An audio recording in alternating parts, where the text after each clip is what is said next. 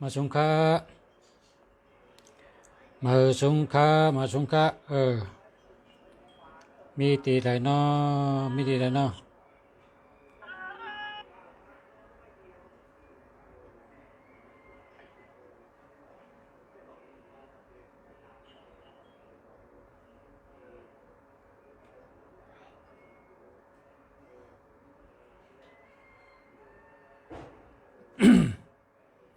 ต้องยินเสียงเขานาย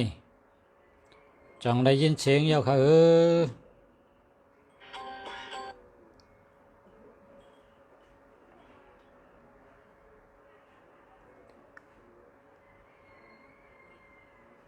จังได้ยินเสียงเย้าเขา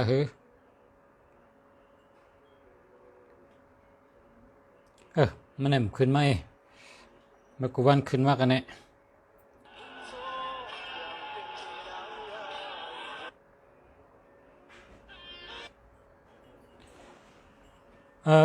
พอได้ยินเสียงก็รัดมาอินค่ะจังได้ยินเสียงเย้าค่ะ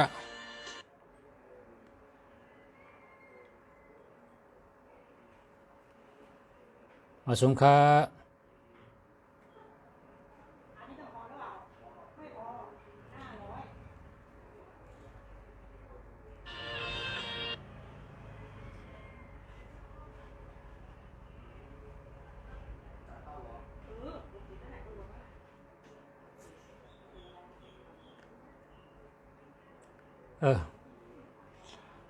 มาสงค้า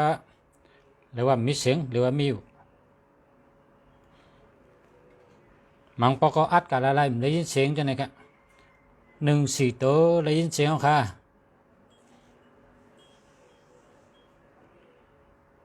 ในพัตตกรรมได้ยินเจ้าค่ะได้ยินเจ้าค่ะ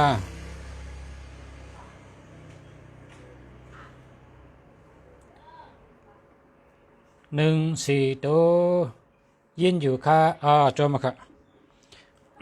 ยินนะครับพอยินเจ้าก็ถ่ายทอดสดเนาะกับพอนี่ได้ยินเจ้าค่ะได้ยินเจ้าค่ะ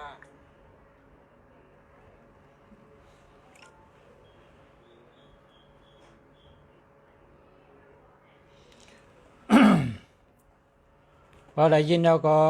เตลัดแล้วค่ะเมื่อในเตลัดนี้ยาล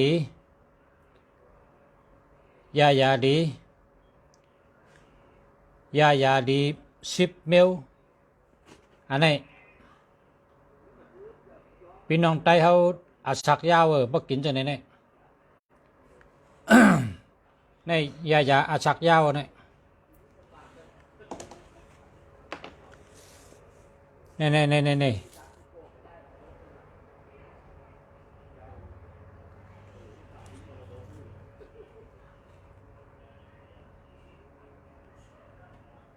พักมีหอค่ะพักมีหอค่ะพักมีหอ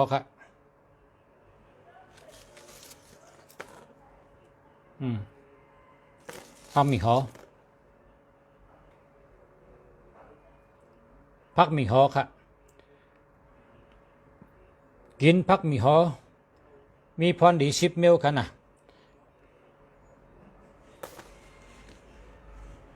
พี่น้องไต้เขาใกล้กินเนื้อสมนะพอกินเนื้อสมเนี่ยเจียวตายเจียวเท่าเจียวตายพอกินเนื้อสมเนี่ยนะอย่าไปใกล้กินหึงนั่นให้กินปอกก็ไรอยู่หึงนั่นกิน1 ปอกไรอยู่อย่าไปกินน้ำอย่าไปกินทับกันนะอันในเปิ่นรัดในไปอยู่ลี ตั้งกินนั้นพี่น้องไทยเฮ็ดก็มี10 เมลกันนะพอกินเอาเจียวเท่าเจียวตายเนี่ยก็ในพี่น้องไทยเขาในมี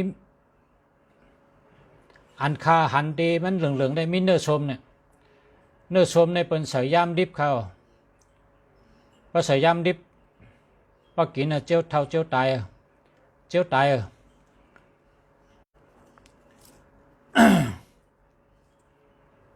กวยกะพอเผกินอันไหนกวนเดิมตายครับกินกวนอันไหนนะกินกวนพอกินข้าวเอากินจอมตาเสนะพอกินข้าวเอากินจอมตาเสอันไหน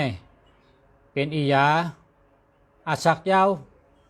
เป็นอียาอายุยืนยาวนานเท่านานตายในเปิดห้องว่าพักมีหอ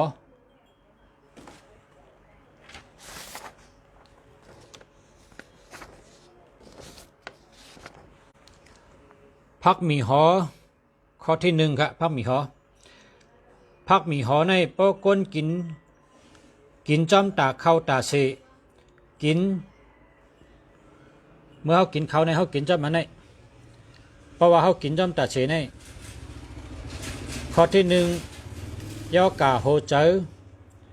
ยอกาโหเจอชัดโหเจอแก้นโหเจอเจ็บยอกานลงยอกาอันมันวันนั้นยอกามาโหเจอชันมาโหเจอเจ็บมาโหเจอกับมาโหเจอชัดนะยอกาโหเจอเนี่ยเป็นค่านะข้อที่หนึ่งในอ่ำเป็นยอกาโหเจอครับก็เพราะฉะนั้นเนี่ยเราเลยกินบันพับมีหอกวนเพราะกินกวนเนี่ยยอกามาโหเจอเนี่ยมันเป็นค่านะข้อที่สองพอกินบันกวนเนี่ยพอเป็นวัดก็เจียวหายพอเป็นวัดก็เจียวหายป้อมไปเป็นวัดก็พอกินตาเสในมันเป็นวัดค่ายอกกาวัดเป็นค่าในพับมีหอกันเนาะข้อที่สามพอกินบันพับมีหอกินจอมตาเข้าตาเสเนาะพอกินข้าวเมื่อไรก็ให้กินกับข้าวตาเสในยอกากินสะนะยอกากินสะอ่ำเป็นค่ะตึ้นเป็นนะเพราะสุเจ้ากินนั้นในจอมตาเข้าตาเสในอาศักยาวอายุยืนยาวอยู่ดีกินหวานนานเท่านานตายนะครับเนาะนี่นะนานเท่านานตายยาอายุยืนยาวค่ะเนี่ยพักมีหอครับพักมีหอกำในข้อที่สี่ครับแนนอกกับอกสัตว์อกแนนต้องสัตว์ต้องยึงอาจามเกกินแล้วก็อาจามเกเนาะต้องสัตว์ต้องแนนต้องกับต้องยึงเนี่ยเนาะอาจามเกเนี่ยอันนี้ก็เพราะสุเจ้ากินเพราะกินเขาเนี่ยกินกับเขานะเพราะกินกับเขาเนี่ยยอกการคาว่าเนี่ยมันเป็นครับยอกการเป็นเนี่ยนะกินพับมีหอกับเขากินกุตานะเพราะกินข้าวไหนก็กินกับเพราะกินข้าววันก็กินกับนะกินกับข้าวตาเสนะกินอันดิบๆเนี่ยนะยอกาเป็นครับยอกาข้อที่สี่เนี่ยนะต้องชัดต้องแนนต้องกับต้องยิงต้องเจ็บต้องแกนอาจามเกนั่นเป็นอ่ะปักกินแล้วก็กำในข้อที่ห้าตินหอเป็นตินหอครับเนาะตินหอจำเกนิ้วนั่นน่ะเป็นห้องว่าตินหอเพราะเป็นตินหอก็เอาตากินตาค่ะกินตา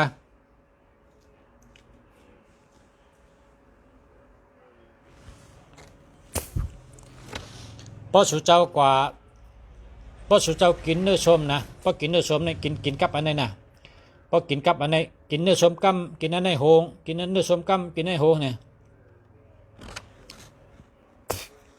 ยอกาเต็มได้เป็นนะข้อที่ห้าตีนหอก็กินตาหายข้อที่หกเป็นคมอันนั้นก็เป็นผื่นเป็นเม็ดต่อจีแตนจีพึ่งจีเอาตาเป็นกำเดียวครับหายครับข้อที่เจ็ดหลงลืมนะครับพอเราเป็นหลงลืมให้นะขี้ลืมนะเนี่ยคนจะในอะไรกินปันอันไหนกินกับข้าวกูตานะยอกะหลงลืมมันก็หายนะ พอเปลี่ยนก็หายเพราะว่าไปเปลี่ยนในก็พอกินแต่เศษในมันเปลี่ยนค่ะย่อกะหลงลืมนั่นค่ะนะนะครับกินผักหมี่ฮ้อข้อที่8ครับข้อที่8เป็นอียาล่างสารพิษอันมีในตัวก้นเฮาเมื่อหนังเฮากินเนื้อหมูเปิ้นก็เลี้ยงอียาเฮาหมูเปิ้นเฮาหมูเปิ้นปีมันป๊อบหมูเปิ้นปีเอาไปทำเอาเนื้อมาขายบ้านก้นเฮาทำกินเนื้อมันอ่ะอันปีอันมันทำมาอยู่นั่นเนื้อก้นเฮาน่ะเพราะเปิ้นผูกพักก็เป็นพักยืนนั่งเขียวในเปิ้นทำฉีดยาอย่าเฮามงมาครบอย่าเฮาแมงมายะเปิ้นฉีดอียาให้กังไว้ยาฉีดพักฉีดเจออันเปิ้นผูกนั้นอันนั้นเปิ้นห้องว่ายาพิษนะพอเฮาข้ากินเขาก็กินหมักพิษกินผักหมี่ผักกี้กินผักกาดผักคะน้ากินกุเมียวผักเขียวผักโถผักแดงน่ะอันเปิ้นฉีดมาอียานั่นพอเฮาข้ากินขึ้นผักหมี่หอในขึ้นได้เป็นอียาล่างมันค่ะล้างแปดในลำไส้เฮาล่างแปดในเลือดเฮามันอยู่ไว้ในตัวก้นเฮาค่ะมันกึดมันตกข้างนะมันตกข้างไว้ในเลือดเฮามันเด็ดล่างจำกะออกกะจำขี้จำเยี่ยวออกกะจำหูเหอล่างแปดจังไหนค่ะเพราะฉะนั้นเราเลยกินปันหมี่หอในกูวันค่ะนะพอกินข้าวเมื่อไรก็อย่าไปลืมถ้ากินผักหมี่หอจอมก็ใหญ่ก็กินน้ำอีกนึงก็เรียกก็กินเกลืออีกนึงนะยอดกำกินไรนะกินไรน้ำก็ดีก็เล็กก็กินเล็กก็ใหญ่ก็กินใหญ่นั่นน่ะข้อที่เก้าปันแห้งหลุบครับปันแห้งหลุบเพราะเผอเป็นหลุบเจ็บโหเข่าเจ็บแอวเจ็บแอวใกล้เป็นแอวเจ็บใกล้เป็นโหเข่าเจ็บโหเข่ามอกก็แก๊กหลุบกับหลุบต่อเจ็บอันเป็นเกี่ยวกับลองหลุบตั้งเสียงในวะเพราะว่าอะไรกินแบบนั้นในกวนเนี่ยย่อกะอันเป็นหลุบเจ็บโหเข่าเจ็บฉะนั้นก็มันเป็นสั่งว่าเป็นให้ได้มากินในก็หายกะในก็ยาปันแห้งหลุบครับปันแห้งหลุบเนี่ยผักหมี่หอครับผักหมี่หอ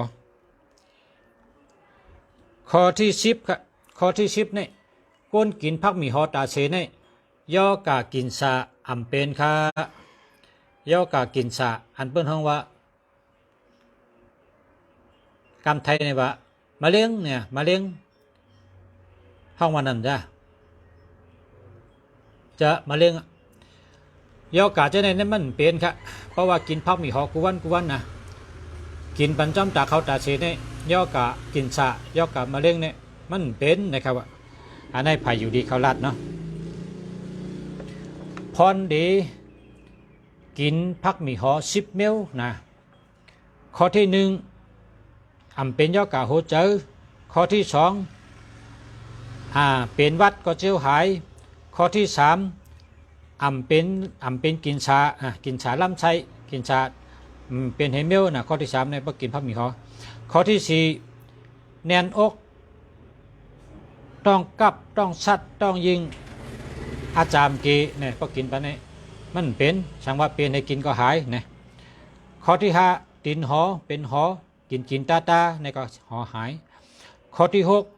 6ต่อจีแตนจีพึ่งจีแมงจีเอาตาผันหายกำเดียวข้อที่7ก้นหลงลืมไว้โคไว้เลี้ยงก็ลืมให้นะไว้โคไว้ของก็ลืมให้นะเป็นก้นจางลืมอันนี้ก็พอกินไปในก็มันเป็นสังว่าเป็นให้ได้กินในก็หายนะย่อกะหลงลืมนั่นหายเพราะเผอเป็นก้นขี้ลืมให้ไหนในก็